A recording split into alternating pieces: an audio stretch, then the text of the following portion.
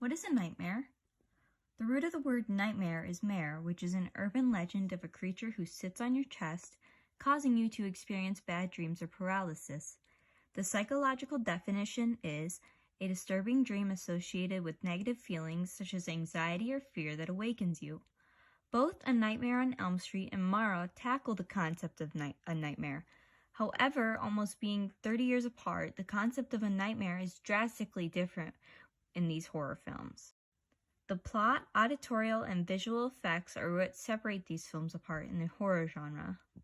A Nightmare on Elm Street opens with teenager Tina Gray being chased by a man with a glove made from steak knives. She wakes up screaming in her bed only to realize it's a nightmare, yet there are scratches on her body. Her friends console her, reassuring her it's just a dream, yet it seems they've all had similar dreams as well. Tina and her friends, Nancy, Rod, and Glenn, have a sleepover since Tina's family is out of town.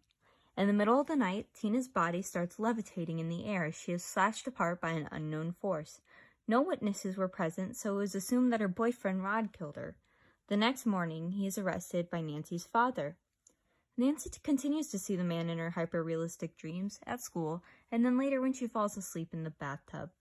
One night, Nancy invites Glenn to watch her sleep. In her dreams, Nancy watches the man prepare to kill Rod in his jail cell. As her alarm clock sounds off, Nancy wakes up in a panic and rushes to the jail. The man wrapped a noose around Rod's neck, posing his death as a suicide. Nancy's parents are increasingly worried about her, so her mother, Marge, decides to take her to a sleep clinic. From her sleep, Nancy manages to snag onto the man's hat and into reality. The hat has a name sewn on as Fred Kruger.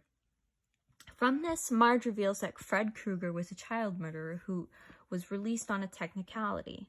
The parents of the children seeked vengeance and burned Kruger alive. Kruger is a vengeful ghost, and Nancy calls Glenn, who lives across the street. Unfortunately, Kruger pulls Glenn into his mattress and kills him. Nancy then hatches a plan to bring Kruger into the living room. With the help of her alarm clock, she succeeds and traps Kruger with elaborate booby traps set around the house. Kruger catches on fire and rushes upstairs to Marge's bedroom and smothers her in flames. Nancy realizes that Kruger is fueled by fear and is not real. She attempts to manifest him away and wakes up with her mother safe and her friends alive. As she enters the Freddy Krueger-esque car that looks similar to his sweater, the car locks and drives uncontrollably away. The plot of Mara follows a criminal psychologist, Kate Fuller, who finds herself entangled in a string of murders with an unknown killer. As Kate continues her investigation, she experiences sleep paralysis where she sees a demon similar to what victims described before they were killed. As part of her investigation, Kate attends a sleep paralysis support group ran by a Dr. Ellis. During the meeting, one attendee, Dougie, removes another's sunglasses, revealing bloodshot eyes. Dougie cries out that the sleep demon Mara has marked him, and if Saul falls asleep, he will die. Later that night, Saul is so afraid that he commits suicide, making Dougie appear as a possible subject, despite the lack of motive and weapon. Shortly after, Kate realizes that she's been marked herself by Mara, and decides to visit Dougie, who is amassed research on the demon. Dougie realizes that Mara is an ancient demon who spawns when trauma occurs. To stay awake, Dougie cuts off his eyelids to keep his eyes physically open. Kate rushes to the sleep clinic where Dougie is provided with medical attention. The doctors promise to monitor Dougie while he is asleep. However, the doctors fail to pay attention during the observation, and Mara strangles Dougie to death. Since Mara is only visible to those who are marked, the doctors cannot fathom this medical mystery. After Dougie's death, the next victim is a little girl, Sophie. Kate realizes Mara is fueled by guilt and attempts to save Sophie by telling her that she is not to feel guilt from her mother's death. At the end, Kate's attempt was useless because Mara made Kate hallucinate saving Sophie. Kate fell asleep at Sophie's hospital bedside, where Mara strangled Kate to death.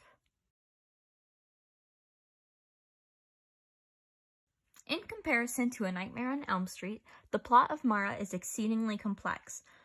Mara is manifested after a tragedy. Her victims are all connected, and they encounter each other at one point in the film. She spreads in a virus-like manner and is left up to Kate to understand the connections.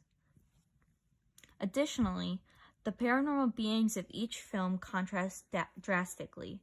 Fred Kruger is a vengeful ghost who was once an insane child murderer.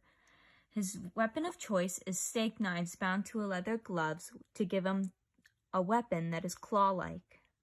Mara, however, is derived from ancient mythology, as she is a creature older than Christ. She terrorizes victims in their dreams and eventually sits on top of them and strangles them to death.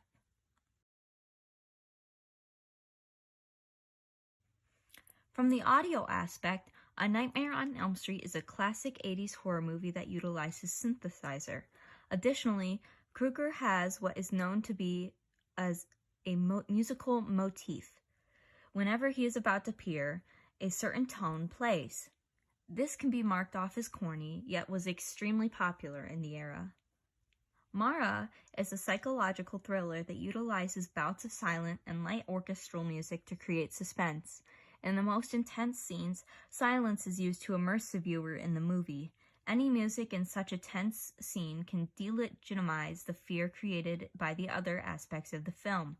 Once the climax hit, orchestral music is used since it is a stylistic choice of the era.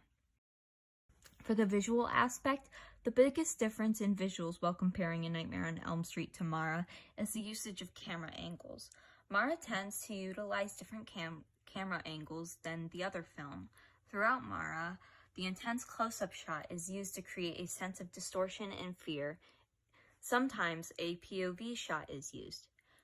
This occurs most when the protagonist Kate is experiencing sleep paralysis. Both movies are amazing adaptations of nightmares. A Nightmare on Elm Street is a classic 80s slasher that sticks to the basic structure of films from that era. Mara, however, is complex in comparison, as more recent films are. Mara falls under the psychological thriller category, yet manages to pay homage to classic horror movies while maintaining its own unique identity.